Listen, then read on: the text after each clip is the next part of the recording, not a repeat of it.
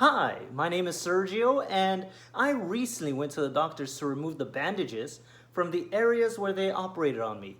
Underneath this, I don't have any skin, and on my thigh, we revealed 42 staples after they took out 7 inches of a blood vessel and a little bit of muscle.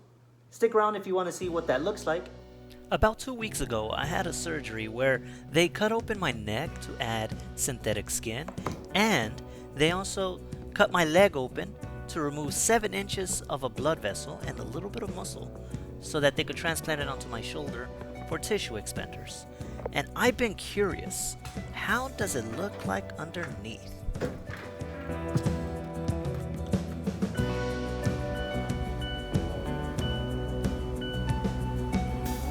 I actually didn't plan out this video that well. I didn't record enough B-roll.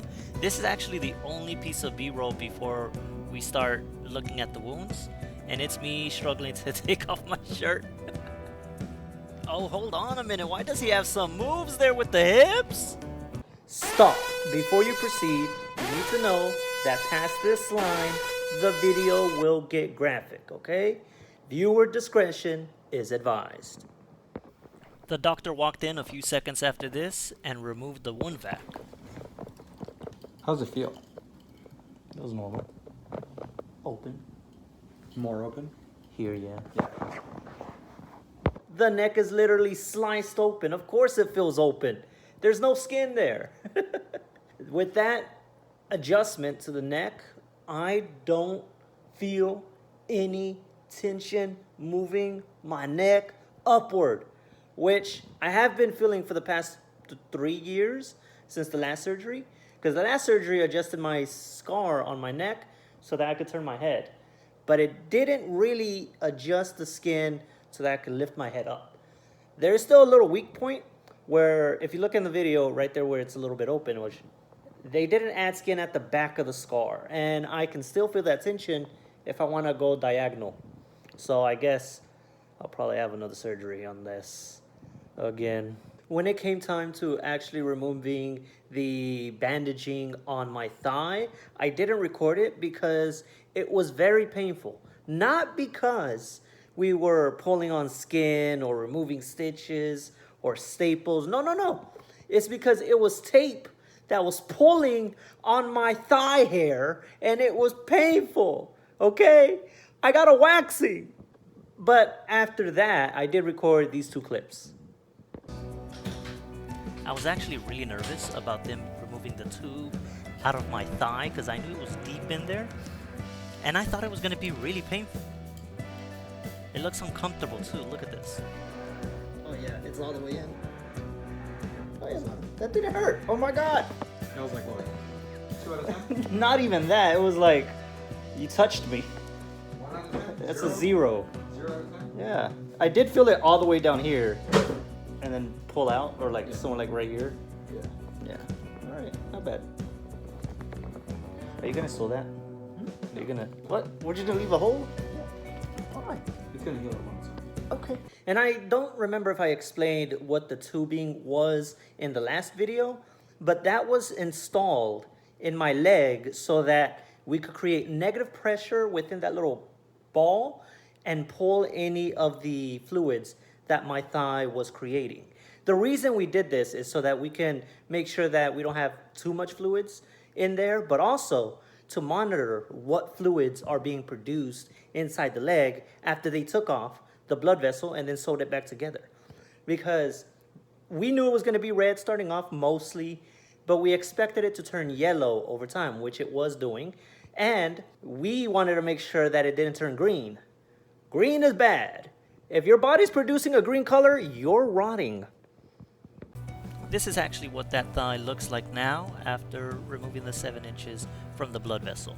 My thigh was always skinny because of how tight the scars are, but it feels a little bit tighter now.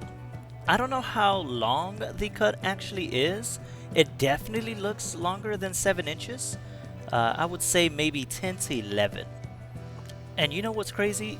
I do have plans to open this leg up again to actually add skin to it so that it's not as tight in the future. This was actually recorded like 4 days after the bandage was actually removed. Originally, it just looked tender. Now it looks like it's getting used to having oxygen coming into the wound from the outside world.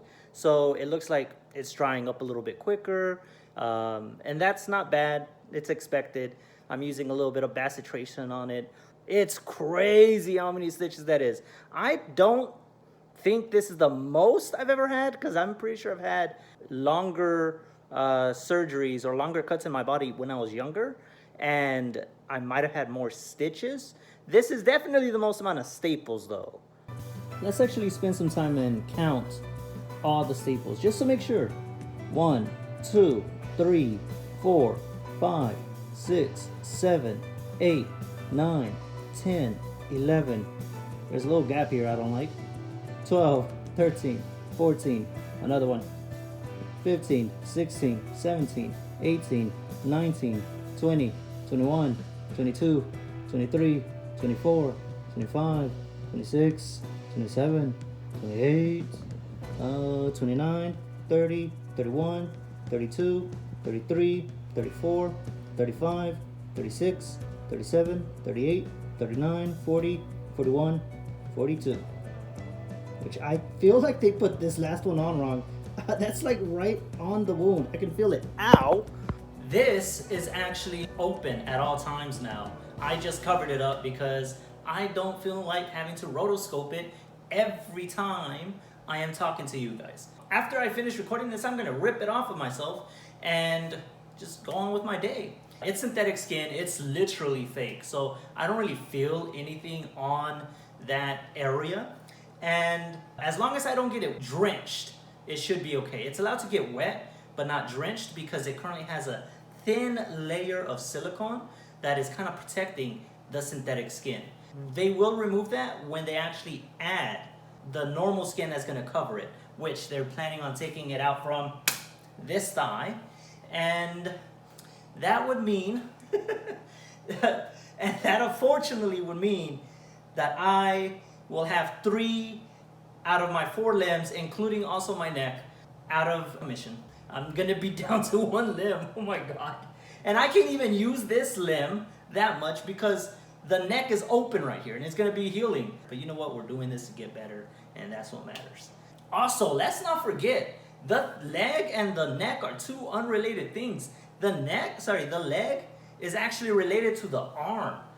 The goal of the 42 staples is to move a blood vessel to my shoulder, expand the skin on my shoulder and arm, remove the excess skin, and then cut my back open to add more skin to my back.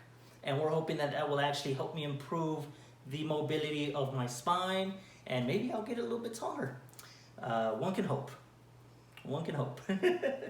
But I am still riding high on the success of my workouts that I was doing all of this year. The doctors, when they cut my leg open, they did say they were in shock with how much actually came out. In case you don't know, the leg, the reason it looks so small and so thin is because the scarring on that leg is the same scarring I had when I was 2 years old, when the accident happened. So we actually do have plans to open that leg up again in the future. But I don't know if I want to do it next year because it's so much. This is so much already.